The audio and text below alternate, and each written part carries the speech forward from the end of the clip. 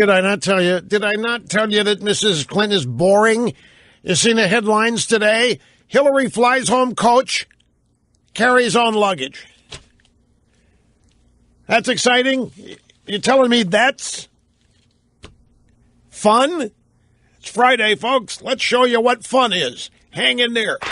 Live from the Southern Command in sunny South Florida, it's Open Line Friday! What do you mean if I did that? If I flew coach and carried my own bags, that would be something? Yeah, maybe it would. Come to think of it, maybe it would. Open Line Friday. Stump the host. Pretend to be me. For a day, for a moment. If you're lucky. Whatever you want to talk about. 800-282-2882 if you want to be on the program, and the email address. lrushbo at eibnet.com. So there's Obama right now. He's got a joint press conference going with the Prime Minister of Italy, which reminds me, I have found an Italian television miniseries called 1992. And it's subtitled in English. It's a genuine Italian miniseries, 1992, and it's about Italy post-'80s, when the 80s were a robust, just roaring economy, and in 1992, Italy is in a depression. The economy is slowing down, and it's about politics, it's about the economy, corruption, all kinds of things. I haven't had a chance to watch a whole lot of episodes of it, but I have so far. I'm intrigued by it. 1992. I don't know how to tell you to get it, folks, because I frankly don't know how I got it. And if I did know how I got it, I wouldn't tell you here how I got it. But I'm sure if you Wikipedia it, you'll find what I'm talking about. Okay, Britt McHenry, ESPN sideline info babe. I want you to listen to this audio soundbite. Here's what happened. She was somewhere,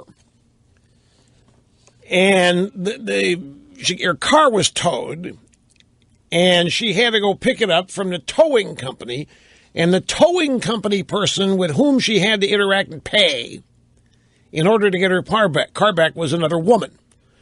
Britt McHenry is a journalist at ESPN, a sideline. I must be honest with you. I haven't watched ESPN since the Super Bowl.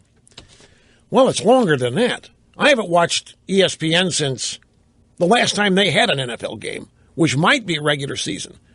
So I frankly don't know who this is, other than this one encounter. And I'm telling you, she is an uppity, elitist. She proves an old adage of mine, something that I have maintained on this program since, well, even before I started hosting the program. And it is that women are meaner to other women than men could ever hope to be. And I'm not denying that some men mistreat women. But man, oh man, when girl on girl, woman on woman, you don't want to get in the middle of it. The jealousy, you guys never see it, but I'll give you an example. Let's say you're in the mall. Well, no, I can't use that because I frankly don't know what happens there anymore. Let's say you're walking down the street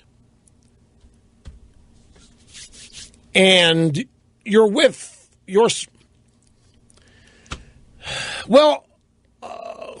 okay, let's say you're flying coach. You're flying coach and you are seated next to your spouse. You're a guy. You're seated next to your wife or your girlfriend. And across the aisle, boarding the plane after you do, so you see this woman board the plane, is this woman that you think is pretty attractive, so you look at her. Your wife sitting next to you. The woman finds her row, finds her seat, sits down. What you don't know, because you're too busy ogling the woman, is that your wife is shooting her daggers. Your wife is looking at her with intense resentment, envy, or hatred, or a combination of the three. Who does she think she is? She can't wear that. She thinks she can get away with wearing that. She doesn't say a word, and discovers if you're looking at her, then there's going to be hell to pay. But, I mean, there's no, oh, wow, look at that dress. She looks so good in that dress. No. Who does she think she is looking like that, getting on this airplane? I know this happens. You can't deny it. Anyway, so that's just a brief little setup. Britt McHenry, I guess, I don't know. Do you know who she is, Brian? I mean, you're an ESPN aficionado. You don't either. So none of you know who this woman is. Until yesterday, last night, I had no idea who she was either. She's a brat. She is spoiled. She's mean. She's rude. She is class conscious. She's a reprobate. So here is the encounter. It was caught by live leak. There was a security camera when she went to pick up her car. And she was obviously angry. Her car had been towed. And this, I hope you're able to hear all this. You probably will. I needed closed captioning when I watched it to be able to understand what she was saying. But you people who hear normally probably shouldn't have much trouble here. I'm in the news, sweetheart. I will do this place. That's why I have a degree in math. I wouldn't work in a scumbag place like this. It makes me stand call even being here. Yep, that's all you care about is just taking people's money. With no education, no skill set. Just want to clarify that. Do you feel good about your job? So I could be a college dropout and do the same thing? I have to have a brain and you don't? Maybe if I was missing some teeth, they would hire me, huh? Oh, like yours? But they look so stunning. Because I'm on television and you're in a trailer, honey. Lose some weight, baby girl. Okay, were you able to hear all that? Do I need... All right, let me run the transcript of what she's... We never see the woman she's talking to. It's a security camera looking down at the counter, and all you see is the customer. And early on in this, Britt McHenry of ESPN learns that she's on video, and it doesn't deter her at all. Probably excited because she's on TV again. So she says, I'm in the news, sweetheart. I will blank F-bomb sue this place. That's why I have a degree. That's right. I wouldn't work at a scumbag place like this. Makes my skin crawl even being here. Yep, that's all you care about, taking people's money. No education, no skill set. Just wanted to clarify that. You feel good about your job? So I could be a college dropout and do the same thing?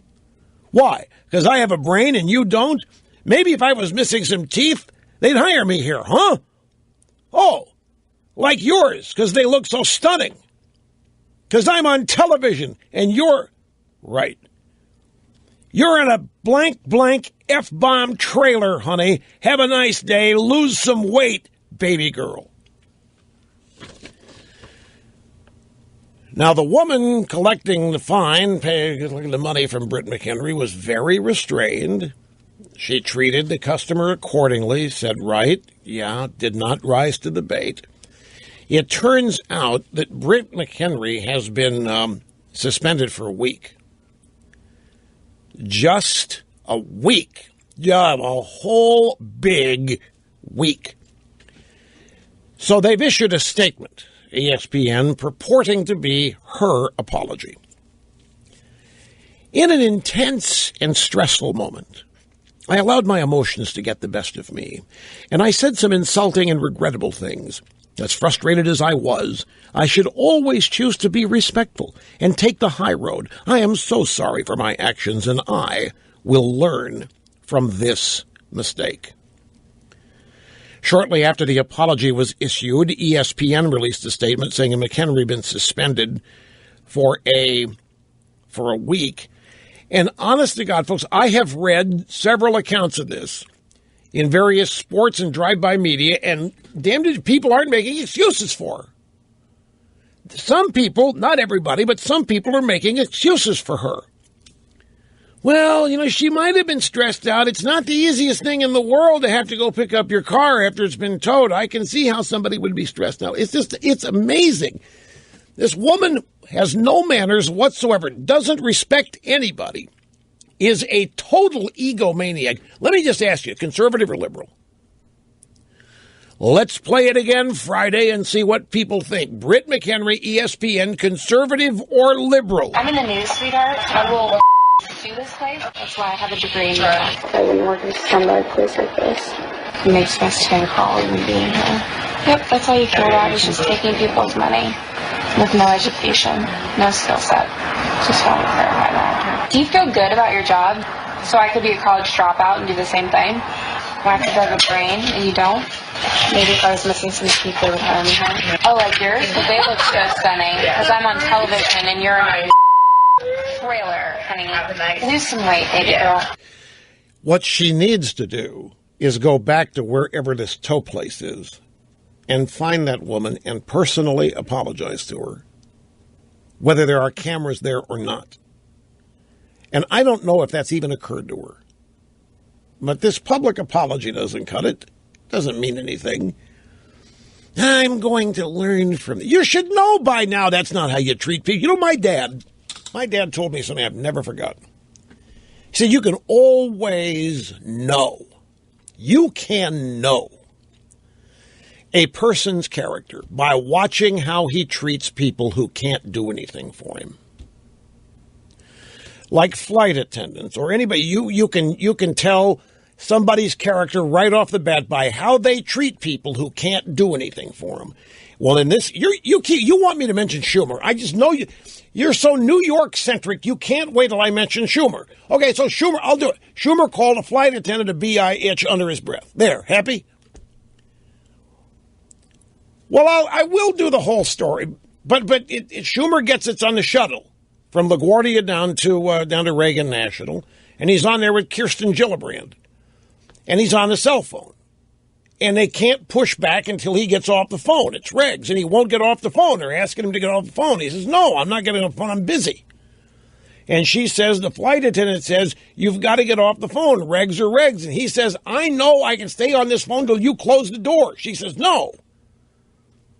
We cannot push back until you get off the phone." So he gets off the phone, and under his breath, but loud enough to be heard by people, he shouted, well, he said, B.I.H. And they pushed back and flew down to Washington and so forth. Why is that so exciting to you? What? See, I know, but here you are, right? I know, right. So it's the hypocrisy angle for you. Here comes, he's got big lib, always lecturing us, war on women. It's conservatives and Republicans, you're mean-spirited to women. Don't respect them. Blah, blah. And then when you see them in action, it's actually those guys who mistreat, disrespect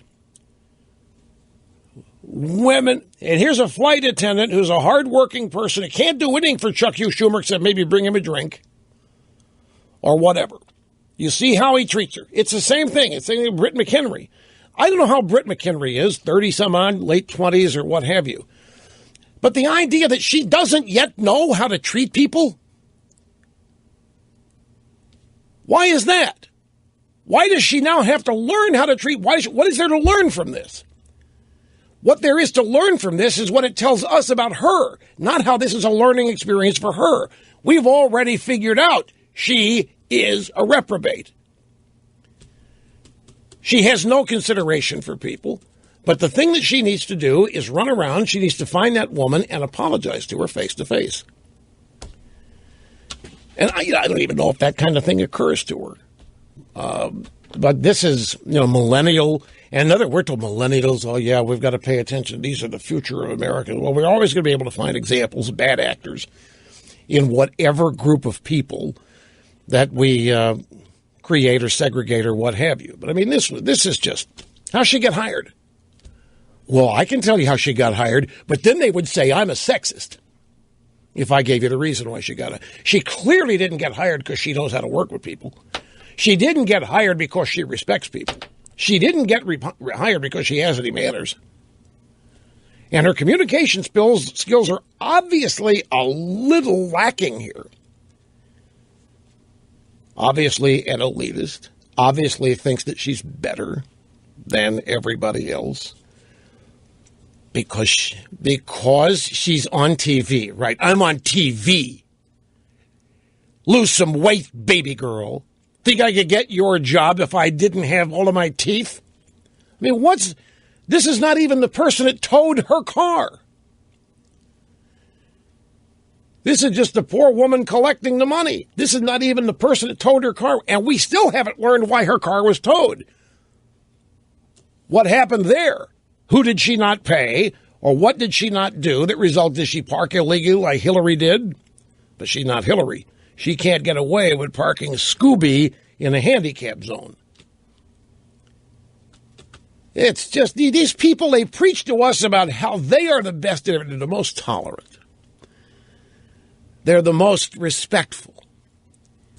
They're this. And then you get them in their real environment, and they're just mean-spirited superiorists who look down on everybody, and particularly those who can't do anything for them. Anyway, suspended for a week. You know, they've suspended people over there for 3 weeks for much less than this. Yes, but she wasn't on duty when this happened. She wasn't on duty for ESPN. And as such, Mr. Limbaugh, she wasn't really representing ESPN when this incident happened. And as such, the punishment will not be as strict as it could have been. Really? She's out there bragging she's on TV. That's right, Mr. Limbaugh, but nevertheless, she did not represent her employer when she engaged in this conversation with the tow truck collection agency, the woman missing the teeth, the fat woman. She did not. And that's how people are making excuses for her. This is like, I've been out of work 3 weeks. Are you a high school graduate? Yeah. But I need a job training center. Well, what do you think high school was? What the hell was a job training? So where do you go now to learn manners?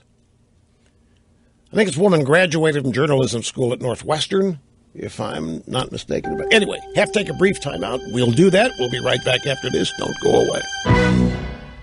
Okay, I remember this incident, but I do not remember her. But this ESPN reporterette is 28, by the way. Britt McHenry is 28. She was at the center of a controversy last season when the Redskins coach, Jay Gruden, called her reporting amateurish. So she was involved with something to do with the Redskins that the coach was not appreciative of and called her basically an amateur.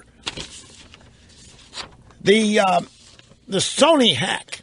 Folks, have you seen that WikiLeaks has put everything from the Sony hack up on their website? They have digitized everything from the Sony hack so that it is now searchable. Now, I saw that late yesterday afternoon as I was starting to prepare for today's program. But I didn't search anything. I didn't go in there and look at anything. At about 9 or 10 o'clock last night, I started getting emails. Rush, you are all over the Sony hack. And I said, what? Yeah, you are. You're all over the Sony hack. One of the things that the summary that WikiLeaks publishes along with the searchable database, they mention that the company Sony Pictures Entertainment is practically in bed with the Democrat Party. And it turns out that I am all over this leak because J.J. Abrams, any number of producers, directors that are participating with the Democrats in fundraising are using my name in their fundraising emails and misquotes of supposed insults that I have come out with over the years and so forth. Who would have thought that I would have been involved in this hack? Let me put this in context. This behavior by this Britt McHenry, woman of ESPN, who is nothing more than a spoiled brat. Well, maybe more than that, but spoiled brat encompasses this. Probably a diva. Well, no doubt a diva. This is why I spent some time on Monday congratulating Jordan Spieth, the young man that won the Masters, and the way he comported himself in victory and the way his character and everything. It stood out. Here's a young man, 21 years old, 7 years younger than this woman, Arguably, you would say not nearly as mature. I mean, 28 versus 21 could be close, but there's not a contest, as it turns out.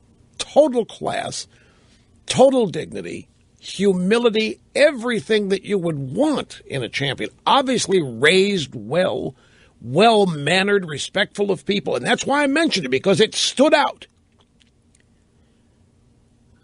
Everybody talks about our culture getting coarser and coarser, and that I think that's true from generation to generation. There's nothing new. No generation's worse than another. The difference is how much attention reprobates get from generation to generation vis-a-vis media. The media attention focusing on something can make everybody think that it's worse than it's ever been when it's actually the same. I mean, she's not the first spoiled brat to come along and get a job on TV. She won't be the last. And Jordan Spieth is not the first well-mannered, dignified, humble guy to win the Masters to come along. But the contrast, this is why I called attention to him. Because it is such a pleasant difference from the normal portrayal and reporting of behavior in young generations that we get from today's media. It's Open Line Friday. Always try to take a call in the first hour. That seldom happens Monday through Thursday. And I'm going to start with Lynn in Hotchkiss, Colorado. I'm glad you called, and it's great to have you here. Hi. Hey, Rush. You are wonderful. I just want to say real quick to Britt. My husband and I are watching TV, and we see her picture first, and I said, a pretty woman. Look at that woman. And then I heard what she said, and sad and ugly, and sad. But, and my mama used to say, pretty is as pretty does. Yeah. And she is ugly. But I got to disagree with you about the lady on the plane with her husband and sending the daggers because she sees a pretty woman. And when I see something pretty, my husband and I are together, he of course will see her first probably, but if I see somebody, I'll say that woman is gorgeous. So not all women are sending daggers to pretty women. Okay, granted, I might have made what some would call a hasty generalization. Yes. Okay. Yes. And I will be glad to rein that back in and put it. But let me say, my real point there was that the intensity, when you find a woman who did not look, you're very rare. You No. let your husband look at a gorgeous woman and tell you? Well. Okay, and No. then you begin to discuss it, No. and then he starts getting specific about why he thinks she's gorgeous, and you still enjoy it? I'm telling you, you're he's rare. Smart. No, he's smart. He wouldn't sit there and, I think... Aha, so you do have a tipping point. You do have a threshold on this, though. Yes. Well, we've been married for 30 years, so we, it's okay. But I do. get it. My point is that it is women are the harshest critics of other women, not men. Yes, I agree.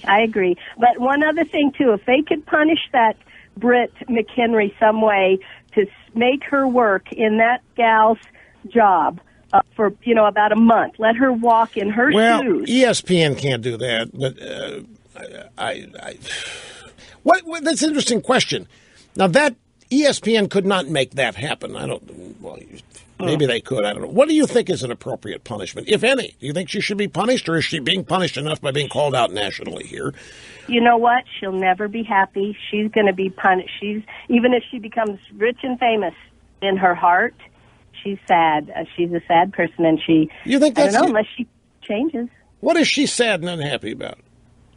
She doesn't have any love. When you see somebody who's in a lower socioeconomic position and she's missing teeth or she has this job, my heart goes out to somebody like that. What?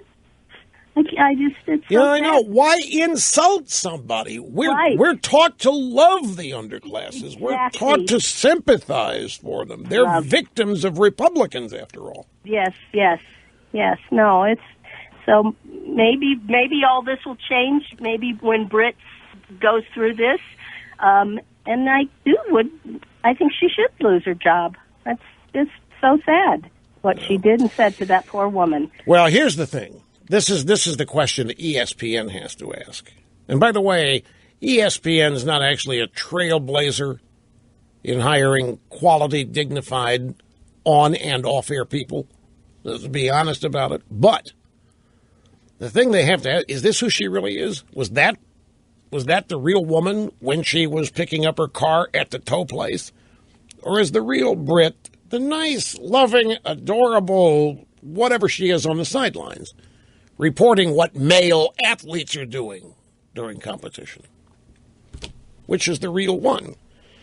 But the punishment, there's going to be a lot of people going back and forth on whether the punishment is sufficient. 1 week being off the air, that's going to be torture. You know, some people live to be on TV. It's the only thing they want to do. That, by the way, that is a characteristic that is, I think, unique to this and the previous generation. Because there's so much media. There's so many. When I was growing up, if you wanted to be on TV, there were 3 places to go. ABC, CBS, I'm talking about nationally. You know, your local station or whatever. If you wanted to be on TV and you wanted to do journalism, you had 3 places to go. If you wanted to be on TV, be an actor, of course, that was a little bit broader universe, but still a very, very small number of jobs overall. But now, anybody with a hobby has a TV network along with it. So it's a little easier to get on TV these days. And it's not as big a deal. For example, being the nightly news anchor at ABC or CBS or NBC is not nearly the big deal it used to be when they were the only 3. And there's another factor. By the time 6:30 comes around, most everybody already knows what is being reported at 6:30. There's nothing to learn at 6:30. So the whole aura of the anchor and mystique and only 3 jobs, that's just out the window now. It's as such a consequence. More and more people have just give anything to be on TV. And this woman's obviously one of them. I mean, here she is to pick up her car for being towed, and one of the first things that she wants to tell somebody that she thinks is beneath her is that she's on TV. I'm not using myself in comparison because it isn't fair. I'm a learned, quality, class, epitome of morality and virtue kind of guy. But I'm also much older and have more life experience. But I can tell you, even now, the last thing I would ever do at any time, I've never done it, was to go up to somebody anywhere for any reason. Hi, I'm on radio, and you're not. And therefore, you're nothing. Never even would occur to me. And probably not to most, but it did. It did to her. Look, there's other stuff out there in the news, folks, so we're going to take a break here. We'll come back. If you want to weigh in on this, feel free, but I'm going to start opening it up to the other items in the news that I found interesting today. So we'll come back, get started with all that after this. Oceanside, California, beautiful place. And Lori, great to have you on Open Line Friday. Hello. Hey, Raj. Hey. Good help from someone who doesn't matter. What do you mean someone that doesn't matter? Oh, I'm being silly. It just struck a huge note with me. I didn't tell Bo this, but my dad just died a couple weeks ago.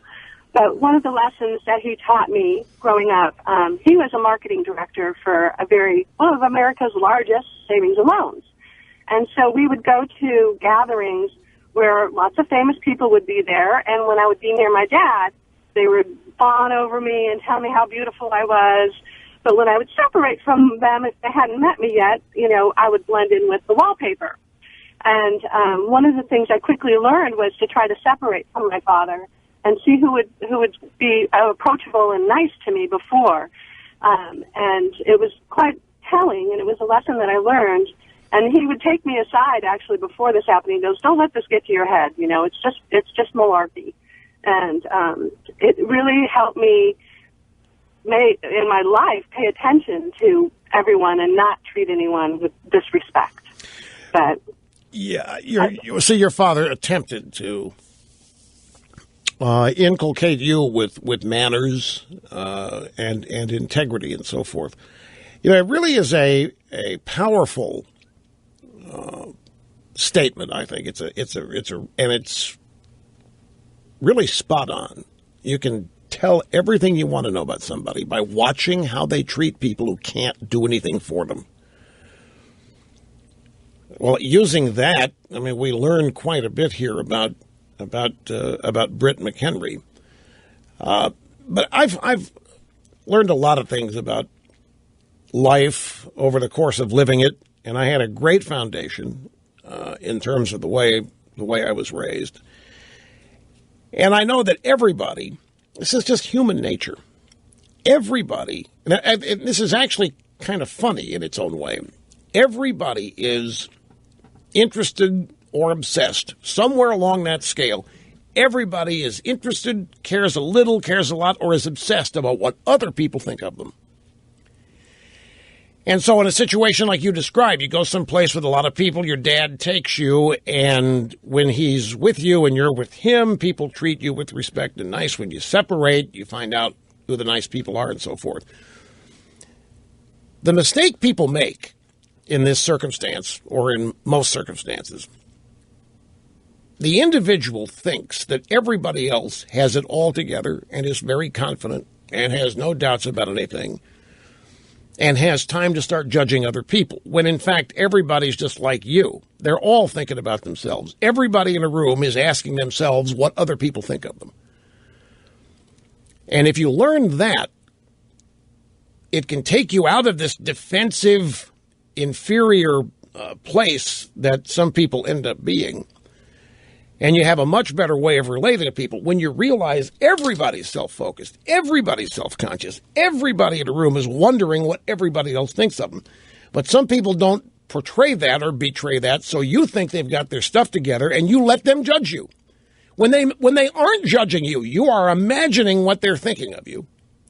And then you start acting accordingly. And you're making it all up. You're telling yourself a story while they're doing more than likely the same thing.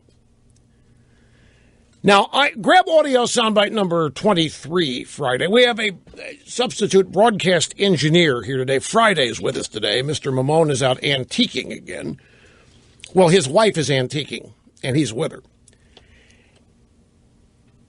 I want you to hear, if things don't change in just a few short years, who and what Britt McHenry is going to become. I am sick and tired of people who say that if you debate and you disagree with this administration, somehow you're not patriotic, and we should stand up and say we are Americans and we have a right to debate and disagree with any administration.